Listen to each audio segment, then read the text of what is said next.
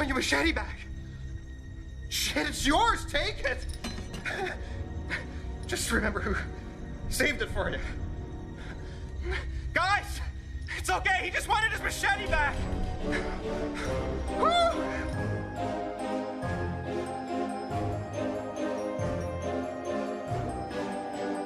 Hello and welcome to What Makes It Scary, a seasonal podcast where we unleash the fear behind your favorite and not so favorite horror movies. I'm your host, Jody Henderson of Clever Girl Effects Studios, and with me I have Alex Vincent of Mr. Ed Productions. Hello and happy scares, everybody. Happy scares. Ooh. Today is Friday the 13th. Friday the 13th. So that's a spooky effect, right? Yeah, ooh. So if you couldn't tell, that's what we're going to be talking about today. Friday the 13th. It's probably in the episode title, so. Probably. Yeah. They were already People are ready. It.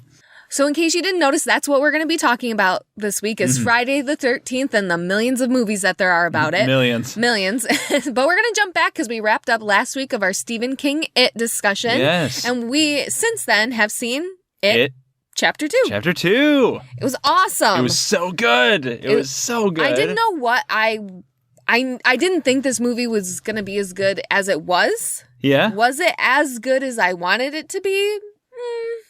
Just different, I would say. Yeah, it was different. Yeah. I definitely was expecting something other than what we got, which is okay. Yeah. I was just, my mind was in one area and the movie was in a different area. Yeah, and that's fine. Yeah, and that area was good. It was good. I liked it. I was probably just as scared as this one as I was of the first one. You think so? Yeah. You said it was going to be scarier. I thought it was going to be a lot scarier than the first one. It ended up, I think, being less scary than the first one. But why do you think that? Well, I don't know. It just didn't have as much like moment to moment. There were many more scenes in the first one where I was like, "Oh no, this is a scary scene." And in the second one, I was like, "I guess that's scary." I don't know. So I've only seen it once, just like you, and I feel like I might change my tune if I see it a second time. But I don't know. I just feel like a lot of the abject horror that the first one brought wasn't there. Would you say that you got used to the scares of it? It could be that. Which is literally what I told you what would happen. Yeah. That's why I never think sequels are as good as the original, ever, unless it's Shrek 2. Okay, wow. But what a pull. Yeah. Really liked this. Really liked the adult actors. Oh, everyone did such a good job. It was so good. I almost, and I hate to say this, but I almost think James McAvoy was one of the weakest ones of that core group. Well, I understand. Yeah. I hate to say it. I hate to say it. I love James McAvoy. James McAvoy's great. I wouldn't say weakest. I would just say like everyone else did so good and he was James McAvoy. Yeah. He was James McAvoy trying not to be Charles Xavier. Yeah, so. and James McAvoy, for those who don't know, is English and has an English accent. And while he did a good job with the American accent in this movie, you could definitely tell that there were a couple of lines where it just has that dialect. It has a feeling of like he's doing an accent here. Yeah. And it was okay. Yeah, it was fine. fine. Just noticed. If I didn't think about it, I probably wouldn't have noticed. Right, for sure. We went into it going, I wonder how he's going to do. Yeah, I wonder what... He easily could have just had an English accent. There's no reason not to. I know that the character is American, but in the original, he moves to England, marries an English series. Right, and in the book though. Yeah. And so he could have just had an English accent. It would have been fine. I wouldn't have had a problem with it, but whatever. Yeah, that's us though. That's us though. Yeah. Anyway, the rest of it was great. It was so I good. thought the beginning was the most terrifying thing. Oh, the opening scene? Yeah, at the fair. And, when you go watch it, audience, you'll understand what I'm talking about. It literally, makes me sick to my stomach. Yeah. How awful it is. Where he's, in the water and everything. Well, what happens to that guy? Oh, yeah, no, everything? Nothing to do with the clown. Oh, well, everything, yeah, that's horrifying in another way. And that's what makes me sick. Yeah. That's messed up. You'll have to watch, audience, to find out what we're talking about. But also, when Pennywise shows up, it's pretty horrifying. Yeah, that's pretty much too. Yeah. So that's it. I was going to say, anything you want to put out? Definitely go see it. I think I've heard rumors about this movie being on track to be a $1 billion horror movie, one of the first. Make it that way. I hope Make it is. sure you contribute to that. I'm going to go see it again, probably today, tonight. I would definitely go see this one again. There was enough in it. For sure. Yeah, for sure. That I could have missed because I had my eyes in front of my face. My hands in front of my eyes the whole time. Yeah, I give it probably 4 out of 5. In the original, I give a 5. Yeah, I agree. Yeah. I agree. I just think it was only slightly not as great as the first one, which I am very much more and more regarding to be just like one of the greatest horror movies I've ever seen. Yeah, I agree. It's so good. That's it. It is so good. It is so good. Okay. But that was it. I was going to say, And putting the end stamp on that End one. stamp on it. And moving we're on to... opening.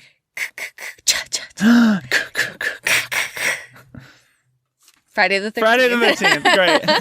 Alrighty. So there is a big fucking whopping 12 movies. Plus... We'll get to that. Okay. We're going to say for right now that there's 12 movies. There's 12 movies. For sure. So you watched all of them. I've seen every movie. Yeah. I watched pared down versions of all these movies. You've seen videos about them. And I have seen many of them before. Right. Before that, though, had you watched any of the Friday the 13th movies? I had only seen, in preparation for this podcast, I watched them all. Before then, I had seen the Jason X and Jason Takes... No, not Jason Takes Manhattan. I hadn't seen that. Freddy versus Jason. Just those two movies. Really? Yeah. That's the exact same two that I've seen. Yeah. Probably with me. We've seen them together, right. I thought maybe you had seen them before. Okay. I feel like I've seen clips, but that's all I'd seen. Yeah. What did you think it was before we really dove into it? Well, I thought it was pretty much what it ended up being, which was like a series of basically campfire stories. Yeah. Just like urban legends. Yeah. Just the same one over and over again. I knew the kitsch, twist ending to the first one. I knew that was the thing, that Pamela Voorhees was the actual killer. Oh, you know what? I take it back. I had seen the first two movies. You had? Yes. Oh, okay. Well, anyway. Sorry. I thought they were going to be more Uh-huh. I thought they were going to be scarier than they were. Right. And for sure. I thought more of the stories would kind of stay the same. And some of them did, and then they just went off the rails. Oh yeah. And way off the rails. What the fuck happened? And some could argue for better or worse. Most would say worse. Okay, so do we want to give a little synopsis? I think so. Of each of the movies? Because I think some people might not have seen every one. I agree. Okay, so we start with Friday the 13th. Friday the 13th. The OG. 1980. Yep, and these, the camp opens, or they're trying to reopen this camp. Right. There's already... Okay, let's back up. At the very beginning of Friday the 13th. Yeah, it starts in the 50s. Or 60s? I don't remember. I think it's the 50s. 58. God, I don't know. I think it's 1958. We, come into this camp where all these young camp counselors are singing a song and all that type of stuff. And then these two sneak off and, we get a first person's perspective of them being murdered. Yeah. We jump forward. It's now June 13th on a Friday. It's July 13th, actually. It's June. It's July. It doesn't matter. Go on. It's June. Okay. Audience, comment below. It's June. Back me up. And now they're trying to reopen this camp. Kevin Bacon shows up. Yeah, Kevin Bacon's there. He's like, I haven't been in Tremors yet, so you don't know who I am. I haven't been in Footloose yet either. That's true, yeah. Really don't know who I am. And then, of course, all these other, kids, teens, and all this other stuff. And slowly, these people start dying. Oh, no. So, they, literally one by one just get sectioned off and killed until we finally end up with our main, gotta live girl. Mm-hmm. Final girl, some say. Do you remember her name? Alice, I Alice, believe. yeah. I think that's what it is, too. Goes to run for help. She's finally found all these bodies that somebody's around killing, and this lady shows up and this older woman. Yeah, and is like, "Can I help you? I know the person who owns this camp and whatever." And slowly becomes to find out that Pamela Voorhees, he's had this son, Jason, who went to the camp before, was physically challenged. He was mentally challenged. Was he mentally challenged as well? They never really. It's just they just kind of say that he's special, and when you see him as a young boy, he's a little deformed. I don't know what your words I want to use. Right. Here. Well, the thing about this is, in the 1980s, people didn't really have a good handle on mental handicaps like the way that we do now. So the idea I think that the writers had was he's just kind of and I'm going to use the word freak because I think that's the idea that they had. He was mentally and physically challenged and therefore kind of monstrous Outcast, in his personality and looks and everything. It's definitely, we've come a long way in how. Yes, thank God. Yeah. But he died. He drowned. He drowned while these two Camp counselors. Camp counselors were making love, as literally Pamela Voorhees says, which I think is really funny that she uses the words making love. They were making love. Yeah, like so viciously. Yeah, it's great. It cracks me up. She has such a wild performance in that movie because she goes from like really being sweet and kindly to like, they were making love. Yeah, while he died. She's like slapping people. Drowns in the lake, Camp Crystal Lake, which is actually a real place. Is it? Yes. Whoa. I want to say it's in Michigan. That's probably not true. I feel like that's not true. But it's a place that you can actually go and stay, which is really cool. No, thank you. We should do that. Scary. Yeah. So Pamela Voorhees dies at the very end of, Friday the 13th. The girl she got trapped on this canoe and, we think it's all over. Pamela Voorhees is dead. The cops have shown up and all of a sudden this like monster child. Yeah. From the Black Lagoon, like, comes up and, grabs onto her. Right. And then, boom, she's, like, in a hospital. And she's like, what happened to the boy? And there was like, no boy. There was no boy. So, was it real? Was it not? And that is a running theme in these movies. Yeah, is he real? Is he not? I've looked up a lot of stuff about this movie, and apparently that was supposed to just be, like, a joke ending. It was meant to be just a gag to make audiences go, like, huh, what? Like, it wasn't meant to be serious in any way. But then they were like, we could franchise this. Yeah. So they brought him back, and it's unclear how it all works, but it's fine. So that's Friday the 13th. We'll get quicker as these go right. on. The first one, you have to set everything up. Right.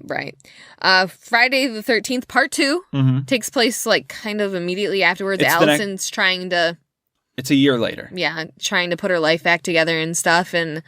Lo and behold, Jason has survived this whole time. And he's a man now. He's a grown-ass man. Grown-ass man. And finds her because she's the one who, decapitated his mother and breaks into her apartment, stabs her through the temple with a ice pick, which has literally never been used to pick ice. I fully believe that nobody has ever used an ice pick other than murder. Right. Have I ever seen an ice pick in real life? I don't know.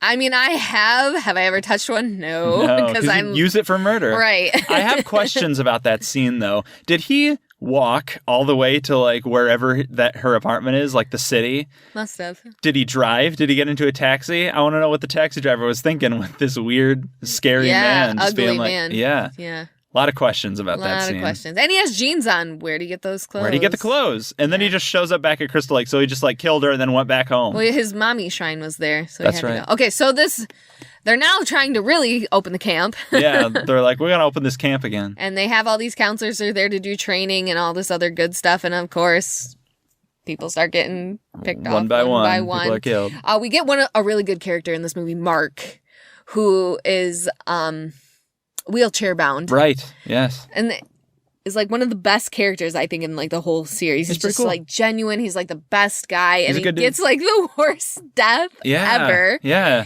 You get this like first person, I don't even know if you would call it first person perspective, because we get a back shot of Mark and then we get a front shot of Mark and nobody's behind him. And all of a sudden he just gets this machete like through his face. To the face, yeah.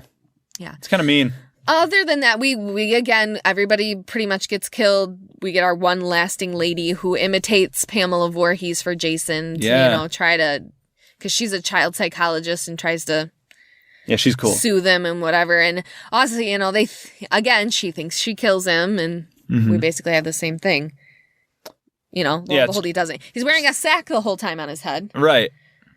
So still no classic Jason here. And another fake out where he jumps through the window, but then she ends up getting carried away by the paramedics, still alive. And it's like, did that happen? How did she escape? Nobody knows. These movies end so weird. Like, just what? Why would you do that? Why? I agree. So then we get to part 3. Part 3. And you're going to have to take over from here. Okay. Part 3 is in 3D. Whoa. And that movie is very similar to part 2. That's going to happen a lot. We get a bunch of people who hang out at the camp. They want to open it up again. They start settling down. And people start slowly dying one by one, and eventually you have your final girl who finds all these dead bodies, and then it's Jason, spoilers, who she fights and think she defeats. But in this movie, most notably is we don't really see Jason all that much. He's kind of like POV shots of him like holding stuff, knives and everything, and he's behind you. You see lower body angles and everything. Mm-hmm. But then one of the characters, I don't remember the name. Oh, it's Shelby or something. It's like a female name typically, and this dude has Shelby's a male name, but okay, just because my sister's name's Shelby, right? Whatever. But he's a jokester. He's a prankster. He likes to like the funny best. Yeah, friend. he's the funny friend. And as a joke, at one point, he scares somebody by putting on a hockey mask, hiding in the water, and jumping out with like a knife or whatever. And they're like, Shelby or Shelly, whatever, you fool. And he's like, haha, I was just kidding. Why don't you guys like me? And he like drops the hockey mask, and then later Jason grabs that hockey mask, puts it on, dun, dun. And grabs, because the guy scared him with like a crossbow or whatever, and Jason grabs that crossbow and aims it at somebody, and he's like, and the girl's like, Shelly, why are you doing this? But it's not Shelly, it's Jason, and he shoots her with the crossbow, and she dies in 3D because it shows up in 3D. And then that's when Jason gets his mask, and he never takes it off for the rest of the movie except for like the very end. And then never takes it off ever. Every movie has him in that mask, which so weird how that movie just like has that happen where it's just like somebody like, oh, we're gonna put on a hockey mask now, probably because they were tired of like paper sack and like him and having to reveal him all the hide time. His face, yeah, which I mean they actually do in later movies, but we'll talk about the hockey mask later, won't we? So then we get to part 4. Part 4, Jason, the final chapter. Yeah, the first of many lies these titles have. They give. Part 4 is exactly the same as part 3, but this time not in 3D. They go to the camp, they try to set it up, and Jason shows up. This time, we get 2 notable actors who would go on to become famous. Yes. Would you like to tell us who Crispin Glover. Crispin Gloves. How you doing, Crispin? George McFly. George. The name's George. George McFly. I love Crispin Glover so much. I do too. He is seriously not in enough movies. He's not in enough movies. He was in Alice in Wonderland, the Tim Burton one. Yeah. Recently. Doesn't really count. I was gonna say he wasn't very Glovery. Yeah, he wasn't at his Glover peak the way he was in Say Back to the Future. Yeah, but also Corey Felds, the Feldman himself, who he's like Goonies. Yeah, he's like 8 in this movie or something. He's really young. Yeah. And this movie is basically, so there's the typical camp counselors going to camp, and I don't know if it's like counselors starting a camp as much as it's just teens hanging out at the cabin. I think nearby. there's a cabin. But there's also like a nearby home that the Jarvis family lives at. There's like Tommy Jarvis, who's Corey Feldman, his sister, and his mother, and they're like a happy family. They're actually a really cool family. And then Jason shows up and starts killing people, which sucks. Ultimately, Tommy and his sister are the final girl and boy, and they straight up kill Jason, like not even in a fake out way. They like chop him with the machete. Corey Feldman like shaves his head to like look like young Jason. I guess that's what he does. It's that's what I think he's attempting to do. Yeah, it's so weird. He's trying. I watched this movie and I like took a video of it because it's the weirdest thing. A bald Corey Feldman whacking Jason with a machete and going die in like slow motion, viciously. It's one of the weirdest things I've ever seen. Yeah, but he looks like more of a young like Uncle Fester. Kind of does. He kind of does. Kind of just a tiny bit pudgy. Yeah, and he's got like a weird costume. Yeah. It's bizarre, to say the least. So that's how that movie ends. They kill Jason, and they live happily ever after. Nothing ever goes wrong again. I feel like Tommy Jarvis goes to a mental institution because of that. I feel like that's the 5th movie. Yes, which leads into next is the 5th movie where Jason is in... Part 5, A New Beginning. A New Beginning. So the final chapter was the last movie, and now it's A New Beginning. Tommy Jarvis is older. He's a young man now. He's in a halfway house is what the movie calls it. It's a mental institution. Okay. And he's trying to live his life. He keeps having, I think, hallucinations about Jason, because obviously, who wouldn't? And then Jason... I'm going to spoil this one. Is this the one that's like from Jason versus Carrie? Is this no, this one? that is the... Okay. That is, I think that's the 7th movie. Jeez, oh Pete. We'll get there. Okay. So Jason shows up and starts killing people, and then they eventually kill him. Oh, but no, that's what happens. Somebody dies. Okay, so here's what happens. Oh, I'm so excited. one of the mental institute patients. Oh yes, this is the fake out. Spoilers, yeah. Spoilers, okay. one of them is so annoying to everybody that one of the other Institute mates kills him, like takes I don't know what it is, a shovel, and just beats him to death. Yeah. And the paramedics show up and everyone's like, whoa, you killed him. That's messed up. And I guess that guy goes to jail. I don't know if we see him again, the killer. But then Jason shows up and starts killing people, and it's like, oh no, Jason's back. He died, though, and Tommy Jarvis is freaking out because he's like, I thought I killed him. Turns out that in the end, it was not, they kill him, they kill Jason, but then they pull his mask off. Was not Jason, it was one of the paramedics that apparently was that Institute mate's father. Yeah, but like, really, I don't know. Didn't have super motive for this to act like this. Yeah, it's not clear, and it's not explained why nobody knew that information. It seemed like they would at least know his name, but it's confusing. So, not Jason is the killer in that one. Then there's 6, which also has Tommy Jarvis. He's even older now, and he's not in Jason Lives. Jason Lives. Part 6. Because that movie starts with them going to destroy Jason's body for some reason. Right. The real Jason. And gets electrocuted. They accidentally shock him awake, and he's electrocuted, and he turns alive, and he's now a supernatural being, and he starts killing people, and they stop him, quote unquote, by like singing him to the lake. So that's messed up. He's at the bottom of the lake. Then there's the next movie, which is New Blood. The New Blood, which that's Jason versus Carrie. Yeah. There's a woman who has telekinetic powers. Why? Who cares? Knows? She just does. This is a supernatural world now. And her father drowns. She accidentally kills her father by bastard father. Yeah, who's a drunk and a wife beater and everything. And drowns in the lake, the same lake that Jason drowns in. Years later, she goes back and tries to resurrect her father, accidentally resurrects Jason. Who hasn't done something like that, you know? Oops, you know. So he starts killing people. Eventually, it comes down to just her. Can't remember her name. And Jason, they have a fight. We call her Carrie. We just call her Carrie, yeah. And then she's able to successfully resurrect her father, who grabs Jason and pulls him down to the lake. So that's how he dies again. It's weird. Doesn't make sense. Does her father die as well again? He never comes back. Yeah. So I think it's just a metaphor. Yeah. I wonder if she literally just like took his body. Maybe. Which was perfectly not decayed at No, it was just like a dude. Age. Yeah. These movies get pretty lower and lower budgets as they go, I think. Which is stupid because, That was 7. What's 8? What's 8 called? 8 is Jason Takes Manhattan. Jason Takes Manhattan, where Jason spends a third of the movie on a boat, not in Manhattan. On a boat, on a train. The idea was, how cool would it be to go to Manhattan, which, yes, very cool. But due to budget constraints, they couldn't film in Manhattan. So more and more of the time to this movie was devoted to him being on a giant ferry or a cruise ship that's going to Manhattan. This one kills... I feel like these characters are different, though. What do you mean? I mean, they're still, like, young adults and teens and stuff like that, but, like, they're just different. Yeah, they're, like, kind of college students, I think, and they have different personalities. This is where the movies, I think, start to get good bad, which is to say, like, weird and different, and they start to not care about being, like, scary horror movies the way that they were. Mm-hmm. Which I really appreciate. I think this is where it really is like, you cannot kill Jason. Right. He is unstoppable. Yeah, he is And it's the movie where all continuity is completely taken out of the movie series at all. Like the other ones, you know, Jason would, for example, be chained to the bottom of the lake, and in the next movie they would resurrect him from the lake and he would come out. This movie, what happens is Jason starts killing all the people in the cruise ship. They finally get to Manhattan where they're like, yay, we're safe. Jason's not killing us anymore. But spoilers, he jumps out. This is not really spoilers because that's what we're doing here. He jumps off the boat and he's like, I'm here too, bitch. I'm in Manhattan too.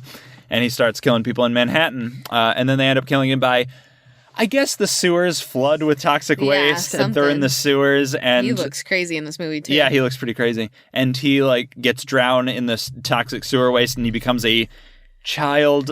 It doesn't make sense. The final 2 characters they survive and they're like, yay, we beat Jason. They run off. The dog's still alive. And that's all that matters. Woof, then woof, he's a good boy. He's you know what? He's a good boy.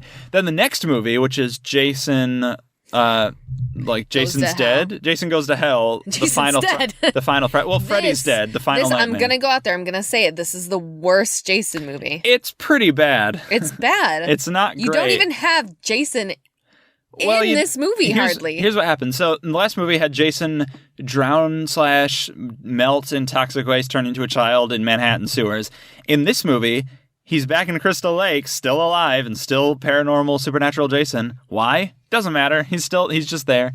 And there's this setup where the military shows up and, lures him out using, a young girl who gets naked because she has to. And then they shoot him like a ton, and they explode him, and his body is just destroyed. And they bring him to like a morgue where his soul is transferred to a mortician. Into another person who then goes on a killing spree. Yep, and then his soul is transferred from person to person.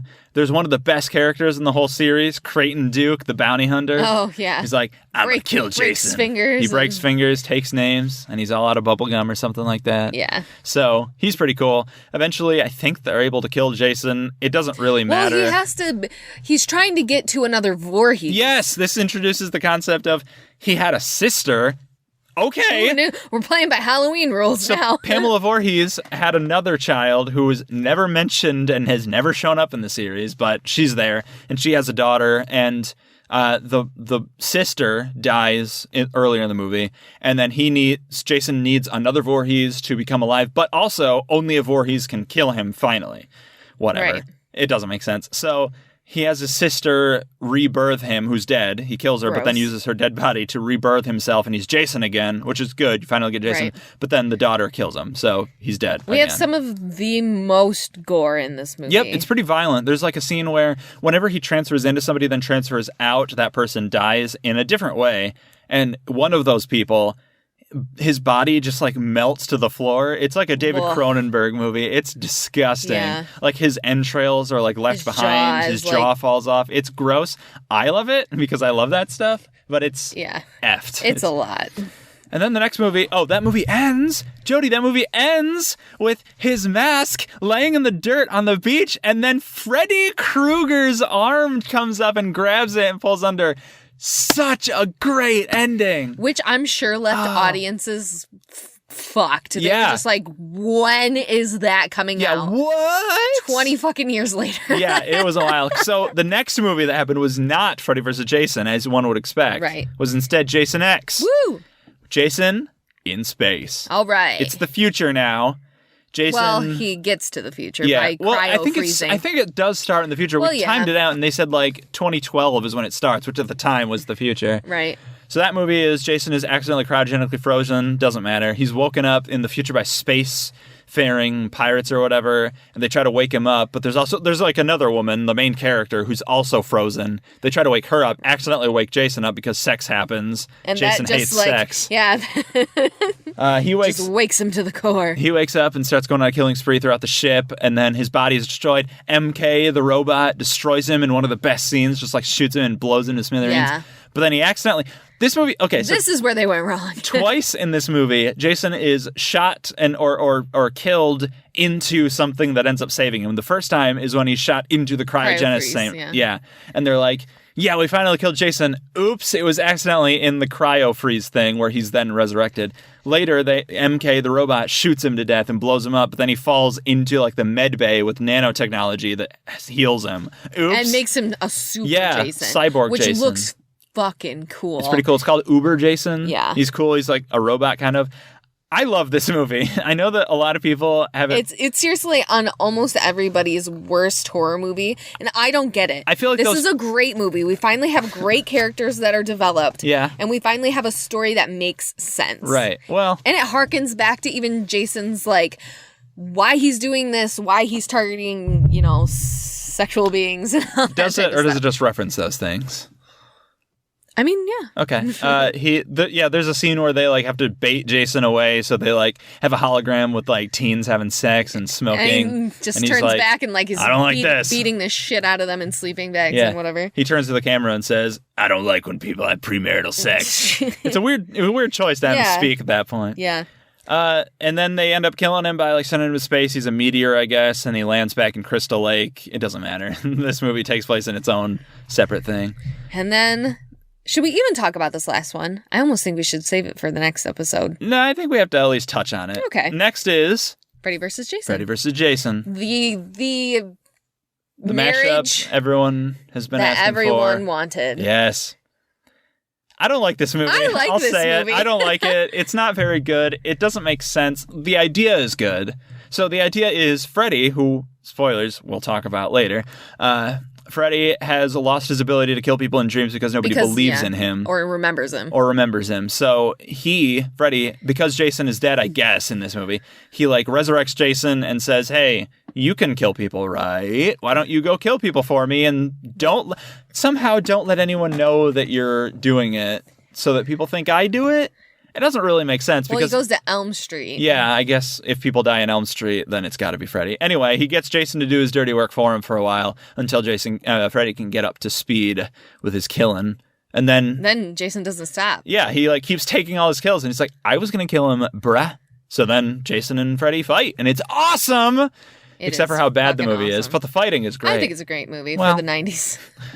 Okay. Yeah. And we did it, guys. It only took a half an hour. And then there's a reboot where it's basically the first movie. It's basically the second movie again. But he's like a survivalist. Yes, this is a like YouTube I don't want to say document. You said it best.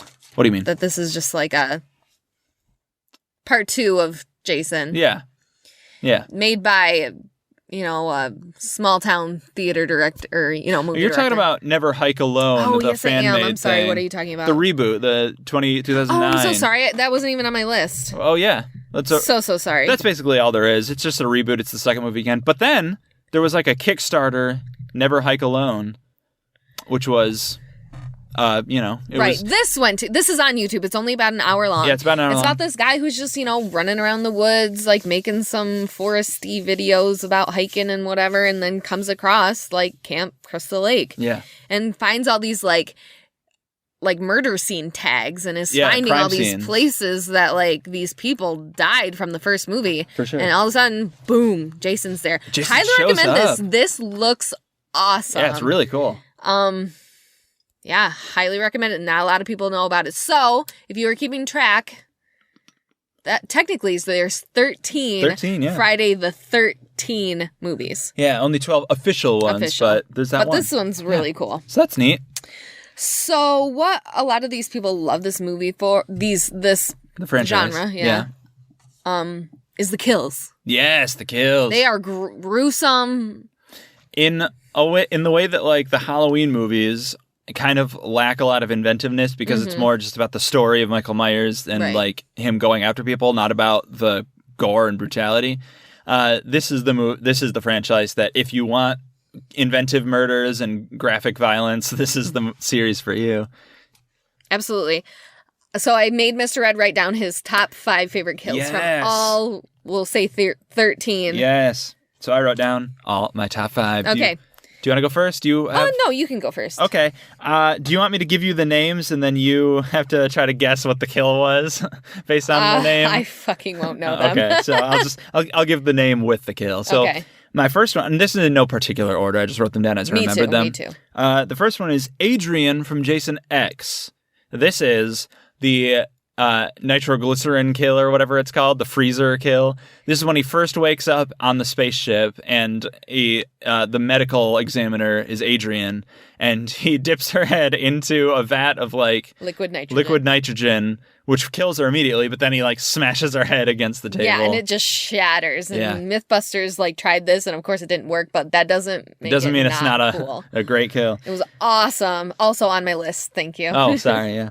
So my second one is, this is actually, a lot of people say one of the dumbest kills, and I understand that, and excuse me for burping in the middle of my sentence there, but from part 3, the character of Rick is killed by having his head squeezed in, and this is the movie that's in 3D. So the eyeball pops out into the camera, and it doesn't look great, but when I watched it, I was just imagining like what if it looked good. Ugh. And then I thought that's a really good kill because he literally just crushes someone's head with his bare hands. That's horrifying, and his head explodes and his eye pops out.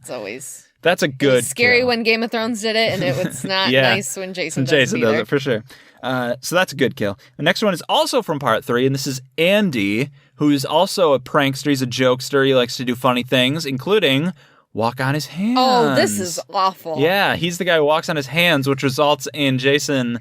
He like sees Jason while he's doing a handstand, walking around on his hands. He looks up and sees Jason standing above him, and then he swings his machete down and just like clubs him down, basically. Right in the taint. Right, yeah, right in the gooch, which is God.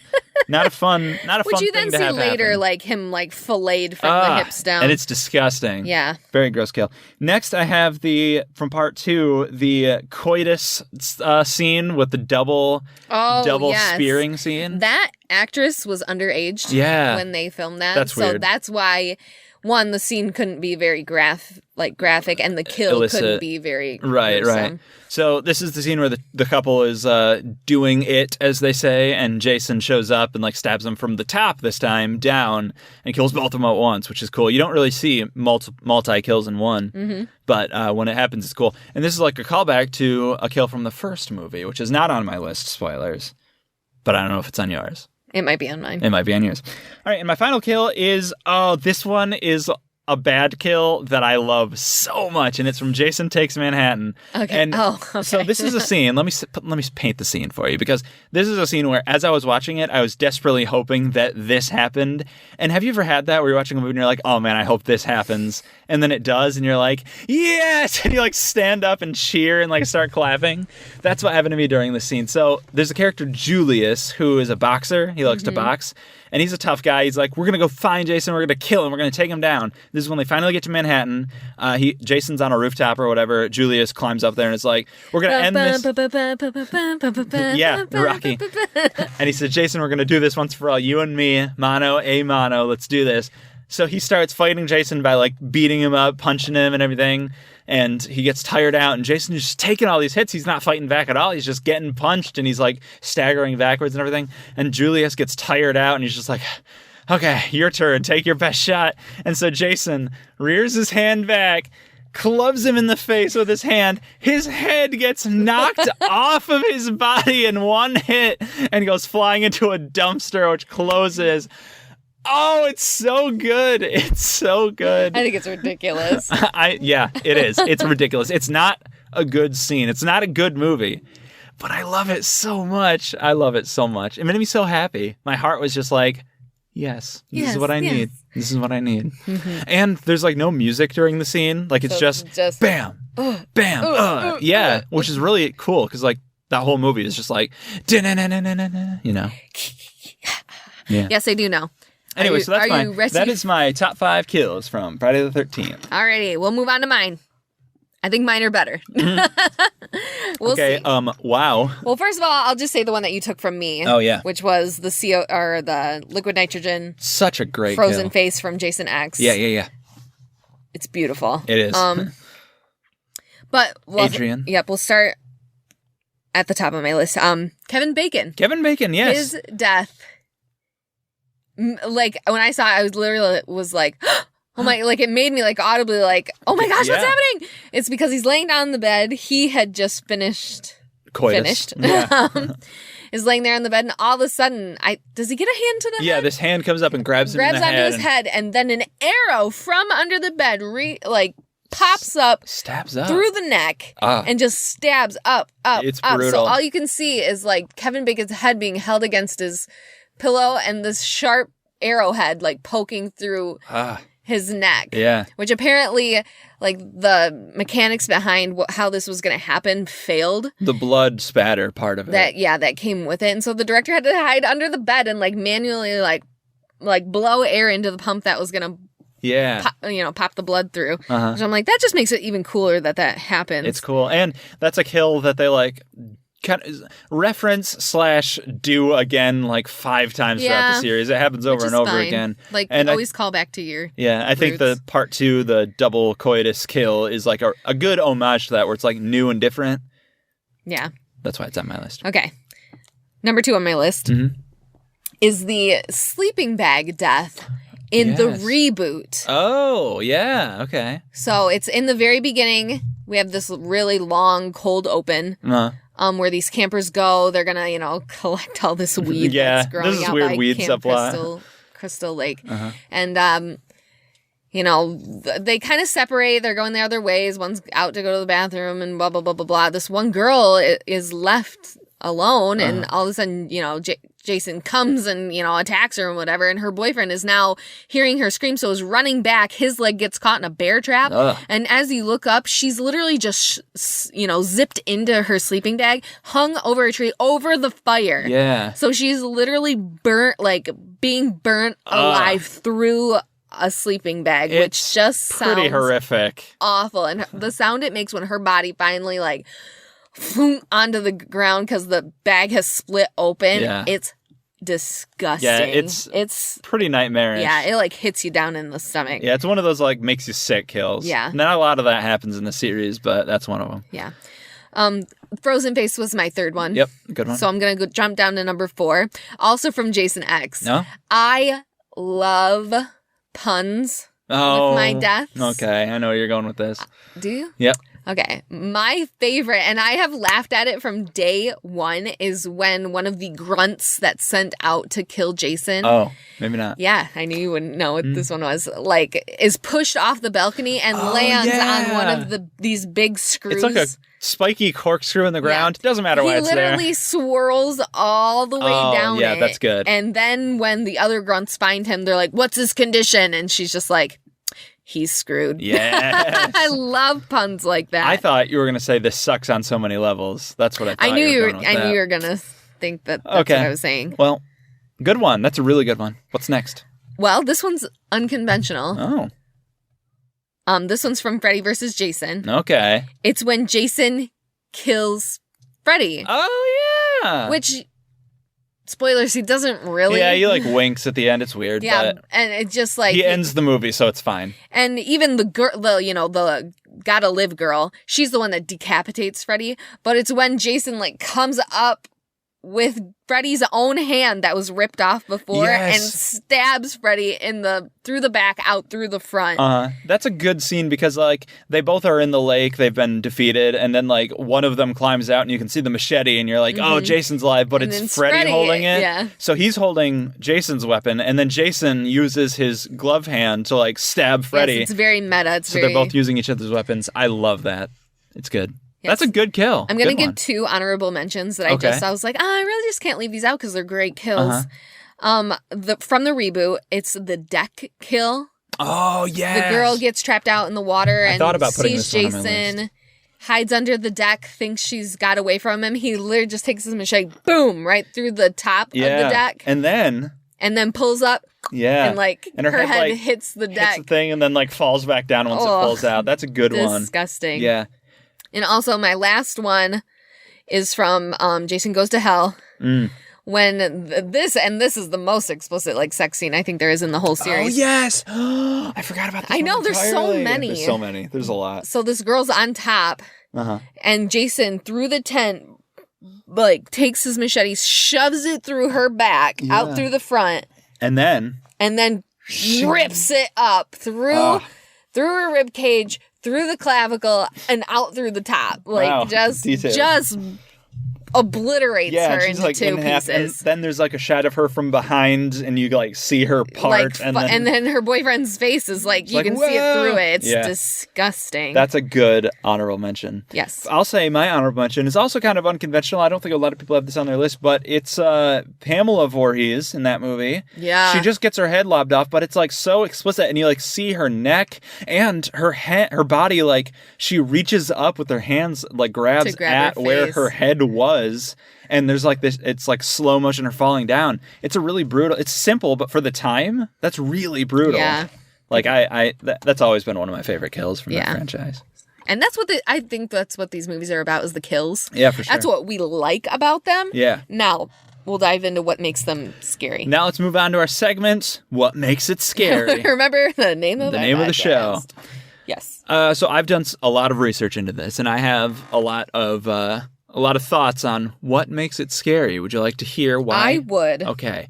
So these movies are a very classic modern day example of your typical campfire horror story. Mm-hmm. You sit around a campfire. We all know them. We all know them. And we tell ourselves scary stories like, something happened on a night just like this around this place where a boy was murdered, and then later his mom took revenge and killed all the teenagers that let him die. And they say that if you listen closely, you can still hear him out there or whatever. Stuff like that. And I actually took a step further and was like, well, why do we tell each other these types of campfire stories? Mm-hmm. Like, why is this a part? Why does everybody know campfire stories? And the idea, I think, comes from like back when we were like cavemen, back, a hunter-gatherer sense. Human evolution needed to happen in very specific ways. And one of those ways was we needed to socialize with each other. Mm-hmm. So we needed to connect and bond over storytelling. We needed to like sit down around a campfire because that's how you like ate, and that's where you could get light in the night when there were all kinds of predators around, and tell each other stories. And that's how you connected. That's how you identified with each other. Hey, I'm also scared of wolves in the forest. You two are too. We must be of the same mind. We're now connected in some way. Mm-hmm. And that's how we began to form societies and things. There's also a lot of stuff about like when you're in an area that is lit dully like a campfire and the rest of it is just nighttime and black and darkness, your mind just goes, well, what's out there? Because back in that time, it could be predators, it could be monsters, it could be wolves, it could be bears, it could be giant men with machetes. Or dinosaurs, sure. Back in caveman days. I don't know that the timeline meets up there, but that's fine. So the idea of something being out there that wants to hunt us, that's always been... And of course, it would be right around us as we're telling this story. Yeah, because there's this thing that happens with horror where once you're aware of it, it becomes the thing that you're scared of, because that's suddenly your mind, while it can do anything with the horror and be like, that scary thing could be anything, once you have an idea, your mind puts that there. It's why Michael Myers works with the blank slate mask. We'll talk about that probably in a future episode, spoilers. Mm-hmm. But so once people start talking about there's something out there in the woods with this thing, that's what you would put out there. So that's why the idea of the movie works, because there's something out there. It also exists out in the outskirts of society.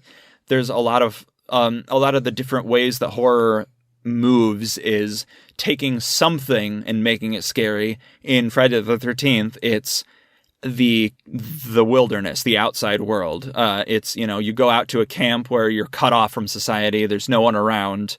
You're alone, essentially. Even though there's like other people with you, they're as defenseless as you are. Later movies would do things like taking the horror into the home and stuff like, or making everyday objects scary, stuff like that. Sure. But Friday the 13th was about taking the outside, taking the wilderness where you weren't safe and making that the threat. There's also the whole thing about the morality tale of it all, where you do the wrong things, you behave against the methods of what society deems acceptable, and you are punished. And there's a lot that goes on here. I agree. I think this is what I find scary. Right. This is where you start to get into like the social, political aspects of the time. Mm-hmm. So for some context, the president was Jimmy Carter, and this surprised me to learn because he's a Democrat, and Democrat presidents tend to be more accepting of, I'll use the word transgressions, but not always. Definitely there are Democrats that are more... It takes all sorts. But the idea is we had come out of the 70s, which is very like... Free love. The hippies were around. They were doing their thing. Dirty hippies. Yeah. The Manson family was gone by this time, so it was just like the happy kind of hippies, not the bad hippies. We won't talk about I was going to say, I still think we have bad hippies out there. There's always bad hippies, but... every hippie is dirty. That's what I say. Anyway. Okay. Wow. No, I'm just kidding. But you had this like intense period of just liberalism and rampant like free society going on. And the 80s, and this is true throughout all of the 80s and the late 70s, is a hardcore pull back to conservative America. Ronald Reagan was about to be sworn in 1982 or 83 or something like that. So that huge wave of just right-wing conservatism was about to sweep the country. So the country was ready for that. The country was on the verge of we need some structure. We need those traditional Christian values. Right, the family values. So if you were, for example, a teen who was unmarried and just having sex, what is more evil than that, I ask you, in the minds of the desperately thirsty for conservatism America in the 80s. So, of course, the movie was ripe for, hey, we're going to have a bunch of teens who are at their most wild and free form, and they're going to make a series of decisions that is going to get them killed. Drugs and sex and rock and roll is like the types of stuff that the pot and the sex. So that's what you saw in this movie. That's what a lot of the movie was trying to say was, and I don't know how much of this was intentional is the thing. I don't know if the filmmakers were saying we don't want people to be having sex, so let's have Right. I don't think they went into it with the intentions to do that. Right. I do happen to think that like all of urban legends, and not even just like the scary ones, there's like, don't I don't know, don't play with matches because you'll get burnt. Like, and they make up a story about that or whatever. Don't trust the witch because don't trust strangers because she could be a witch who will eat you. Or exactly. Yeah. So it's not just those. And I think that all those urban legends are like that. Don't do this or bad things will happen. I mean, the most iconic urban legend is like the Hook, right? The couple that goes out in the car. Oh, yeah. That fucks me up good. Really? It's so simple. It's so fucking scary. It is. It's pretty scary. But yeah, it's just about this couple who goes out, presumably to have sex. They might just be out Pokemon Go hunting or whatever, but... doubt it. doubt it. And, they get killed or whatever. Yeah, they don't get killed. There's different versions of it. I was going to say. Well, in my version, they didn't get killed. They came home, opened the door, and the hook was... Oh, that's weird. Yeah, which is scary because it was like, it was right there. Yeah, yikes. That's really what scares me.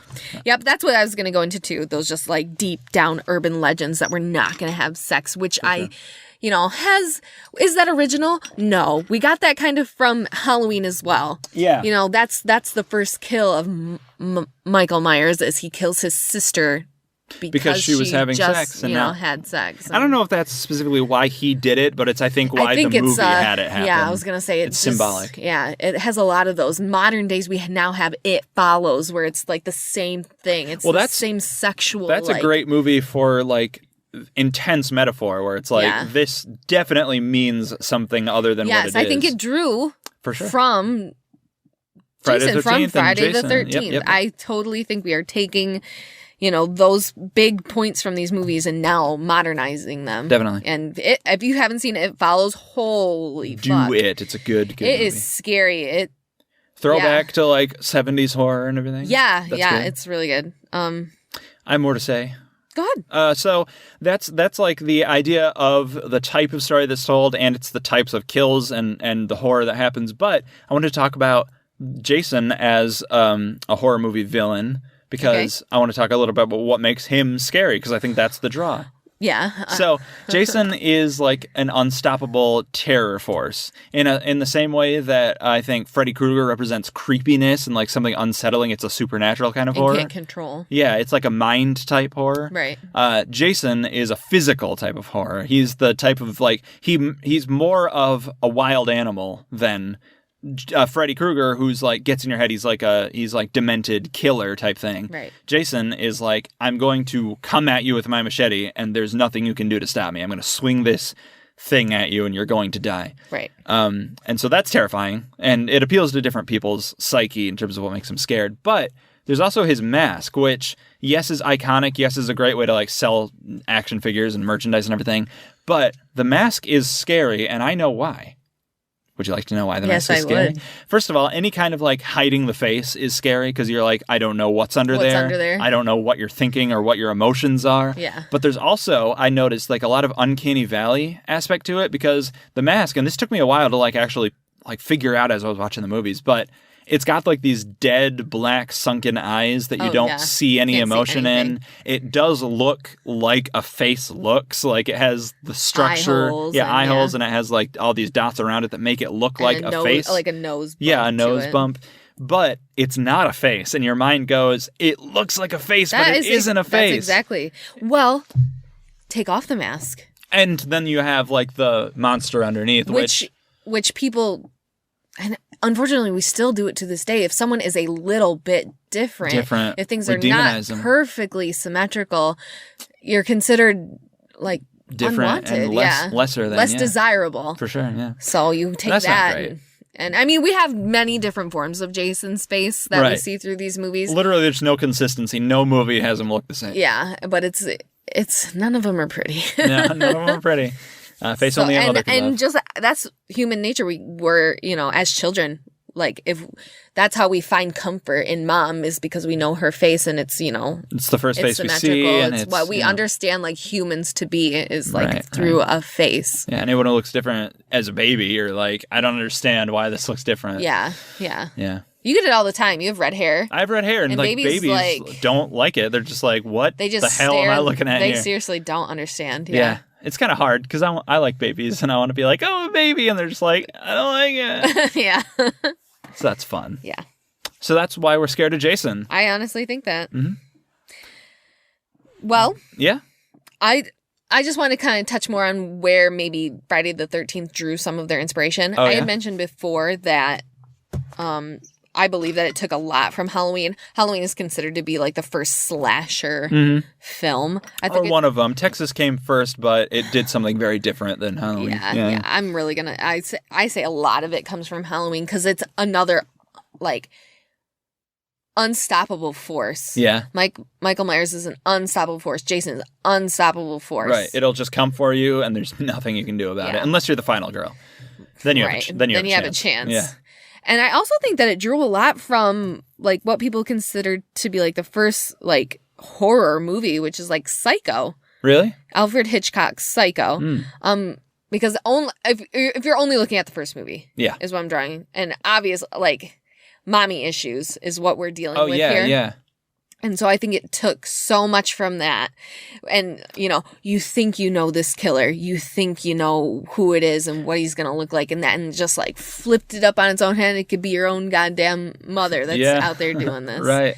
I did make this, one of us made this point while we were watching the first movie, Friday movie, was how it was an inverse of Psycho. Yes. Because spoilers for Psycho if you haven't seen it. But it's about this guy who you think his mother is killing people. It turns out that it's him who's psychotic in a very specific way. Again, it's the kind of thing where like movies don't treat mental illness properly, especially in the past. We've definitely come a long way in that. In the past, it was like this person is crazy, so he's evil and bad. Right. It was the guy who was pretending or thinking he was his mother, split personality type thing, killing people. In this movie, it was the mother in revenge for the son, and you thought it was the son or something. Yes. Especially retroactively, where people forget that in the first movie it wasn't Jason. Right. Unless you saw Scream.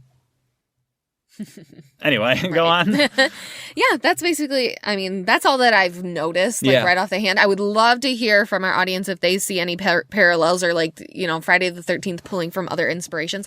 I would love to know about those. So you can tweet at me. I'll give you my Twitter handle later. Yeah. I just kind of wanted to throw this really crazy fact that I found from the first movie, or we witnessed, and I immediately jumped on it and made a huge stinking deal out of it. And it's crazy to me that this actually happened. What's that? It's that in Friday the 13th from 1980, all these camp counselors are there. There's a snake in the cabin. Yeah, okay. And, this one girl's like, oh, there's a snake. It's a big fucking black snake. It's huge. And they're like, oh my gosh, there's a snake. Now, I don't know anybody that when they scream, there's a snake, everyone on the camp comes and runs into that room to see it. Yeah. You wouldn't catch my ass in there. Right. I wouldn't catch anybody in there. But they're all in there. They're all looking for the snake. They run into the room and look for the snake. And finally, one of the guys grabs a machete, flips the bed over, and kills it. Guys, I want you to look up this scene and take a good look at it. They are killing a real snake. It's not great.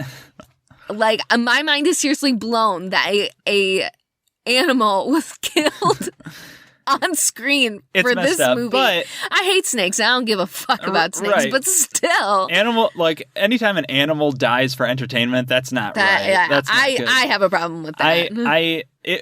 In their defense, it was the 1980s, and they just didn't know anything back then. We did not have the rules and regulations. We definitely didn't. Animal I don't protection. think PETA exists, which, by the way, PETA, calm down. But they weren't around enforcing things the way that, things later became more acceptable or less acceptable, so better in that regard. Right. And I know, that's a huge slasher thing is to, take the cute little fluffy dog and kill it and, really, get to audience. Even a shark fucking does it, so... But I lost my shit when I was like, that's a real snake. Yeah. And they just killed it. on screen. Sucks. So I'll leave you with that. That was like the most shocking thing from these movies for me. We haven't talked about like the origins of Friday the 13th as a superstitious thing. Yes. I want to give a very brief thing because I don't know all the details. Me either. But I do know that it's like there are some theories because I don't think we know for sure. But there's what came first? The Jason or the superstition? The superstition, for sure. Like, they named the movie that and had it take place on there for a reason. But the idea is 13 has always been seen as a lucky number. I believe it has to do with month cycles because there's no 13th month. Right. And I think I remember reading that it has to do with, like, you know, women are bad and scary and they spell the end for men. And so, so women things are bad. So the 13th was a bad thing. That's how that started, I think, because something to do with lunar cycles. I don't know the details. Well, it's menstruation and lunar cycles and all that type of stuff. And the number 13 has something to do with that. But Friday as the day of the, because all the days of the week are named after Norse mythology figures. Like Thursday is Thor's day and Wednesday is Odin. And Friday is Freya. I think that's her name, right? It's Odin's wife, Thor's mother. Yep. And that's her day. So because that's a woman's day, I believe none of the other days are named after women. That's the only one, I think. Don't at me. Don't at me. Well, post in the comments if you know, but I'm not sure. Just be nice about it. So that's seen as bad, and since 13 is also seen as bad, any day that is Friday and also the 13th is seen as bad. It's like a sexism thing, which isn't great, but now we have a fun superstition. Yay. Is there anything... Are you superstitious? No. I don't go out of my way or I will go out of my way to, like, not walk under a ladder or something, but I don't really... fucking walks under ladder? That's just dangerous. Just in case it's like, hey, there's a thing that's right on the other side of that ladder. I'll go around it instead of reaching under it or whatever. I just think that's dangerous to even just walk under anything I'm sure like that. I don't go out of my way to do things, but I don't really believe it. Like, if I were to walk under a ladder, I'd be like, I'm fine, but I'm not gonna... You don't like, if a black cat crosses your path, which is dumb. People own black cats. Yeah, and where does the path... What does that mean? Yeah. Like, any 2 points could be a line. So I could say, like, me and way over there is... If a cat walks anywhere, you could be like, it's crossing my path. Stupid. Yeah. Stupid. Yeah, are you? I work in the dental field. Am I superstitious about some things? I'm not superstitious, but I am a little stitious. But I'm a little stitious. Michael Scott. Yeah. I work in the dental field, and I have known of doctors who will not do extractions if it's Friday the 13th. Really? Mm-hmm. Huh. Because it's bad luck. It will go wrong. And things will happen. Well, like planes won't have a 13th row. Right. Some hotels don't have a 13th floor, a 13th room, or something like that. Which you'd think that, like, if you were on the 14th floor, you'd be if scared. you're committed to it, it's the 14th floor. Right. I've thought of that, too. Or... I don't know. It's weird. I wouldn't say my ideas of superstition are traditional. I do think if I think something... might happen, if I actively think about it, that makes it not happen so much. You can stave off bad things in your life by thinking of the bad things and kind of being aware of them, because I do think that tragedy happens when you're least expecting it. So I don't know if that's the healthiest mindset, but... Probably not. You do you. You do you. But yeah, or, when I was younger, if I had a test that day, I'm going to wear, like, my Lucky perfume. Oh. When I was young, Lucky perfume. Yeah. I like that. Yeah. I should get some Lucky cologne. Yeah. But just, like, tiny little things like that. That's funny. Yeah. It's cute. Tell us your superstitions, audience. I'd love to hear them. Anything else you want to say? Thanks for listening. I love you. Not you, Jody. Oh. The audience. I'll tell you I love you off camera. They don't need to hear that. This isn't a camera. It's a mic. This isn't a camera. Well. Alrighty. But yeah, that wraps up this week of Friday the 13th. Be careful out there today. Yeah. All day long. All day and long. all night long. Ooh, all night long. Yeah, don't go out in the forest. Don't go to Camp Crystal Lake. Go see it. I'm sure it's still in theaters. Oh, you better go see it. Oh, yeah. It's definitely still in theaters. This comes out it's a week. This Friday. Yeah. So. Yeah. We're not going to say what our next episode is, but... We can say what it is. Okay, what's the next one? That way we can bait them. Yeah. Because we were talking about Freddy versus Jason, it only made sense that after Friday the 13th comes... We talk about... Nightmare on Elm Street. Nightmare on Elm Street. So if you want to, tune in next week, that's what we're going to be talking about. Hell yeah. Freddy of the Krueger's going to be on. Freddy of the Krueger. Yeah. So we're going to watch every movie in the meantime. I've already seen them. We'll watch them. We'll catch Thank you God up. there's not as many. There's not as many. There's like 8, I think. So it won't take as long to recap them next time. Just a full day of watching. So we'll do that. You go watch too. Right. And send us your questions, comments, concerns. What's, your favorite Friday the 13th movie? yeah, what's your favorite kill? What's your favorite superstition? Are you superstitious? Yeah. Are you not? Do you not believe any of that bullshit? Hey, even add us your favorite urban legend that you've heard. Yeah. I love to hear them. Sometimes, not late at night.